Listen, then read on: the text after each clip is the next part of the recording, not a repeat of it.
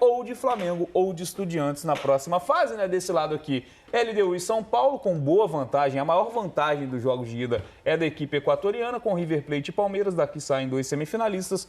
Do outro lado, você já está vendo lá o Racing aguardando Flamengo ou Estudiantes. Esse jogo do Flamengo acontece na quinta-feira. O Flamengo tem a vantagem, mas joga fora de casa contra o Estudiantes na Argentina. E falando em Flamengo, já vamos fazer contato com um solo argentino. Já vamos para Buenos Aires falar com Letícia Marques, que já está por lá acompanhando tudo do dia a dia do Flamengo para falar um pouco mais sobre essa partida de quinta-feira. Letícia, boa noite para você, bem-vinda ao Tá Na Área. Oiê, boa noite, Bené, Camila, Richarlison, Jéssica, todo mundo que está acompanhando. Sempre um prazer falar com vocês. Bom, como o Bené já antecipou, já estou aqui em Buenos Aires, mas até para recapitular para o torcedor, né? A partida acontece em La Plata, que é um pouquinho distante daqui, cerca de 40, 45 minutos. A gente chegou nessa terça-feira para fazer a cobertura um pouco antes do Flamengo. O Flamengo chegou em La Plata mais ou menos umas 8 e pouca da noite e está agora se alocando no hotel, né, fazendo todo esse processo de check-in e tudo mais. Flamengo que tem novidades, né, Bené? Acho que é importante a gente falar, uma preocupação que a torcida do Flamengo tinha era para esse retorno do Jorginho. O Jorginho viajou com a delegação, está aqui em Buenos Aires, ele fez a atividade com o grupo, hoje, né, foi a campo, deu um passo nessa recuperação. O Flamengo encerra a preparação para essa partida na quarta-feira, faz um treinamento aqui em Buenos Aires e aí sim vamos ter o martelo batido por Felipe Luiz para essa relação do Jorginho e a expectativa é de que Jorginho seja sim relacionado e é um grande reforço para o Flamengo, ele que não entra em campo desde a goleada contra o Vitória, né? Aquela goleada histórica pelo Campeonato Brasileiro, ele sentiu um pouco depois daquela partida, né? Logo no final da partida, iniciou o tratamento, ele fica fora daquela partida contra o Grêmio um pouco antes da data FIFA, e desde então ele não retornou ainda. Então, o processo todo sendo feito para que ele esteja à disposição na quinta-feira do Felipe Luiz, e aí, estando à disposição, há uma grande expectativa de que ele volte ao time titular e forme ali o meio-campo com o Saúl. Já dei uma pincelada, tá? Só porque a Camila gosta, já falei um pouco antes até dessa preparação, né? Mas tenho certeza que amanhã, ao longo da programação, a gente debate mais o que o Felipe Luiz pensa desse treino, porque, como eu falei, né? Tem treino amanhã para definir o time ainda. Nem precisei perguntar ainda de escalação, Letícia já trouxe as informações pra gente, porque, claro, até quinta-feira, como ela lembrou, tem um treino ainda amanhã, mas já é um retorno importante, né, Jéssica? Pensando, né, nas últimas formações, na ausência que o Jorginho tem feito, né, nas funções que ele faz dentro do time do Felipe, ainda que haja ainda essa dúvida, vai ter condições de voltar como titular, mas é uma opção muito importante pro Felipe pensando no resultado fora de casa, né? E ele encaixou como uma luva na dinâmica de jogo que o Felipe gosta de ver o Flamengo jogar. E não acho que tem alguém no elenco que consiga suprir o que o Jorginho faz, não só em qualidade, que a gente sabe, com a bola no pé, mas ele consegue fazer essa saída de jogo, essa primeira fase de construção da jogada com muita velocidade, né? Então o jogo não para nele, na verdade ele acelera o jogo com facilidade, né? Sem ele ter que carregar a bola. Num passe que quebra linhas, ele é uma visão de jogo muito boa e ele participa lá na frente também, né? Então esse jogador é difícil da gente substituir no time, quando você tem um jogador assim. E ele voltando para o Flamengo, é um Flamengo que se encaixa melhor dentro dessa ideia do Felipe, como eu estava falando. Então, certamente, um excelente retorno para o Flamengo. O Flamengo tem outros jogadores muito bons no seu elenco, que também conseguem se apresentar bem, mas na dinâmica que o Jorginho dá, na posição que ele tem ocupado, mesmo quando tiver quem joga, 2 jogadores bem diferentes, vamos falar, mas quando tem Saúl para colocar nesse time também, é tanta gente boa para colocar, a Arrascaeta, alguém vai acabar sobrando, né? Não acho que vai ser o Jorginho em nenhuma das dinâmicas, porque ele é um jogador que entendeu a proposta do Felipe e consegue executar com muita qualidade. Acho que muda o patamar do time, né, Richarlison? Quando você tem o Jorginho, até pela questão da experiência também que ele traz num jogo tão importante como esse. Tem muita coisa que o Jorginho agrega para esse time do Flamengo, né? A Jéssica já salientou algumas que é importante, mas eu vou mais além. Num jogo onde o Flamengo vai precisar muito dessa posse de bola, o Flamengo não pode deixar a bola com o Estudiantes.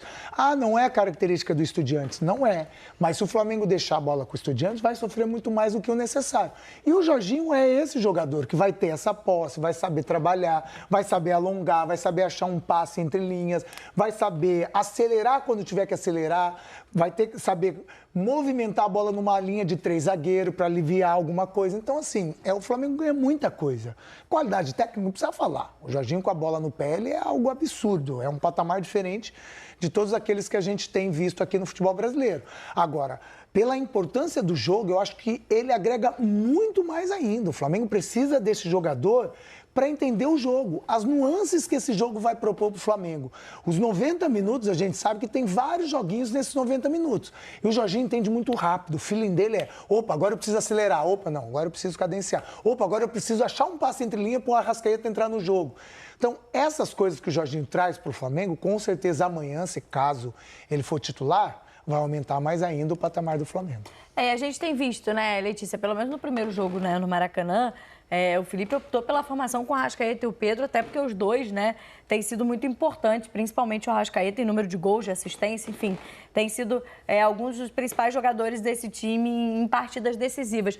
Mas pensando nesse jogo de quinta-feira, se meio com amanhã, é quinta-feira, amanhã é Palmeiras, o Flamengo joga na quinta-feira contra os Estudiantes, que em Buenos Aires, né, em La Plata, como você corrigiu bem, tendo essa oportunidade de já, né, conseguiu segurar um placar que poderia ter sido maior. O Estudiantes do Maracanã vai levar um resultado para casa, precisa vencer por um gol de diferença, pelo menos para levar para os pênaltis. E conhecendo, né, a maneira dos times argentinos jogar, acho que todos nós imaginamos um Estudiantes, ainda que precise fazer gols, mas catimbando bastante o jogo com aquela experiência argentina e jogos decisivos como esse. Você imagina, para não deixar de perguntar de escalação, né?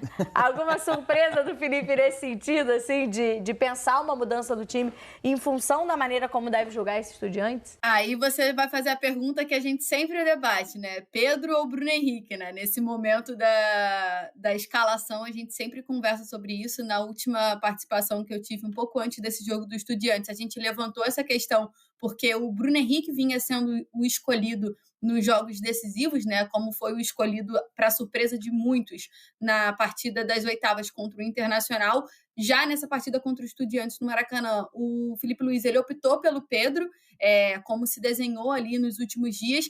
Mas, Camila, fica esse questionamento aí, vou tentar te responder com precisão amanhã, se eu conseguir. Mas, assim, eu acho que o ataque é o setor do campo que o Felipe tem mais variações e é onde o Felipe mais pode modificar até no sentido do jogo, porque muda bastante você jogar ou com Pedro ou com o Bruno Henrique, ou até o Plata de 9. Então, assim, ele consegue mexer ali dentro de uma estrutura de 5, 6 atletas que mude bastante a forma de jogar. Então, é o lado mais difícil da gente conseguir entender o que pensa o Felipe, e eu acho que é sempre onde está em aberto. Eu penso que ele sempre tem essa duvidazinha ali entre um...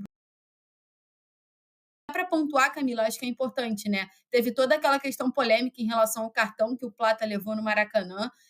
De forma inicial, assim, a Conmebol comunicou ao Flamengo que o cartão tinha sido retirado e que o Plata estava liberado para jogar essa partida, mas agora, né, nos últimos dias, a Conmebol anunciou publicamente, através de uma nota, explicando que o Plata está, de fato, liberado. Então, assim, não tem mais nenhuma dúvida, Plata está à disposição do Felipe Luiz, ele que é uma peça praticamente chave aí desse esquema de ataque que a gente já debateu em alguns momentos. Mas, para completar também, Camila, na escalação do final de semana contra o Vasco, o Felipe Luiz mexe em algumas peças, é bem verdade que o time...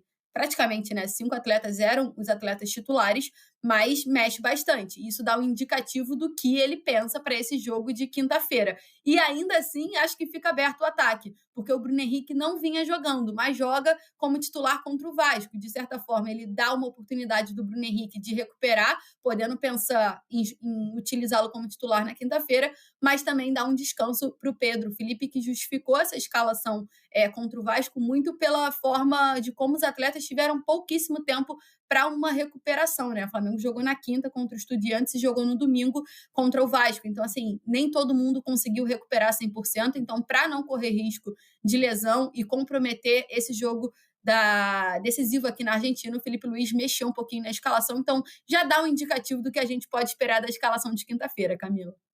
Não, e lembrando que o Bruno Henrique foi titular nos 2 jogos das oitavas de final contra o Internacional, né? Ele faz o gol, inclusive, do 1-0 no Maracanã. O primeiro jogo foi no Maracanã contra o Inter, ele é titular também no jogo de volta. O Pedro acaba sendo titular nesse jogo contra o Estudiantes, Jéssica. E para falar desse jogo de quinta-feira, se a gente focar na parte técnica, acho que não tem nem debate. Acho que é um abismo entre Flamengo e Estudiantes, não só pelo que a gente viu no Maracanã, pelo que a gente tem visto do Estudiantes na Libertadores. Foi líder do grupo, passou como primeiro colocado do grupo do Botafogo, mas não encheu os olhos em momento algum, essa equipe argentina. Só que, por outro lado, a gente sabe que um jogo de Libertadores esse tem vários outros elementos além da parte técnica. E eu acho que para não deixar tão igual, para não colocar o Estudiantes de volta no confronto, o Flamengo tem que deixar de lado pilha com a arbitragem, esquecer a arbitragem desastrosa que teve no Maracanã. Realmente foi muito ruim a arbitragem, mas já passou, né? O resultado não muda. O Flamengo conseguiu, claro, a suspensão desse cartão vermelho do Plata, que vai ser importante nesse jogo da volta, é tentar focar na parte técnica. Claro que tem a catimba argentina, tem a pressão de jogar fora de casa, mas acho que é importante para o time do Flamengo tentar resolver na parte técnica, porque existe um abismo entre as equipes. Não, o Flamengo é a equipe mais técnica da América do Sul, assim, com muita facilidade. Mesmo que a gente estivesse elogiando até pouco tempo, até recém no programa, o Palmeiras, que para mim joga um excelente futebol, tem um outro estilo de jogo. Acho que, tecnicamente falando, o Flamengo é a equipe que mais oferece essa possibilidade num jogo de altíssimo nível técnico, né? Aí a discussão é quão distante está o adversário do padrão técnico que tem o Flamengo. Ou seja, tem como dominar o adversário com a bola no pé. Acho que é nisso que o Flamengo tem que focar, né? Dominar o adversário com a posse na bola no pé, com a troca de passes, como foi nos primeiros minutos da partida de ida, né? Depois não conseguiu sustentar isso pelo jogo todo. E a gente sabe qual é o jogo dos argentinos. Prioritariamente, desestabilizar emocionalmente o adversário. Começa por aí, né? Com a pressão que é muito grande da torcida, a gente sabe como é um caldeirão. E aí tentando pilhar o jogo, minar o jogo, reclamar com a arbitragem. Às vezes a arbitragem vai dar uma coisa para o outro lado. Se o jogador não está bem estável emocionalmente, ele já vai ficar contaminado. O Flamengo não pode cair nessa arapuca. E tem maturidade, um time maduro demais para não cair nisso. Né? Porque no primeiro jogo teve falhas bizarras de arbitragem, que isso tem que contaminar. Porque com a bola no pé, eu acho que o Flamengo tem muita condição de dominar o adversário. Agora, se cair na pilha, se de repente a marcação está sendo desleal e aí o Flamengo perde a sua característica própria de jogo, aí entra no jogo do adversário. Isso pode ser uma arapuca.